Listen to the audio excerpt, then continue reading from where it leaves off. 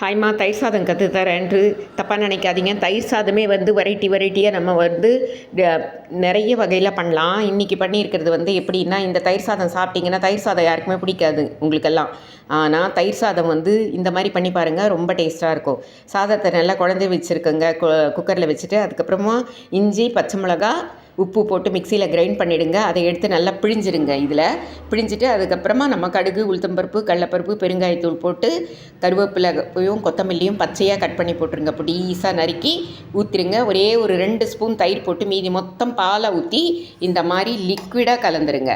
அப்போ மத்தியானத்துக்கு அது கெட்டியாகிடும். நம்ம சாப்பிட்றதுக்கு செம்ம டேஸ்ட்டாக இருக்கும். அது தொட்டுக்கிறதுக்கு மாம்பழம் வச்சுக்கோங்க, இல்லை ஊறுகாய் வச்சுக்கோங்க, லெமன் ஊறுகாய் வச்சுக்கோங்க.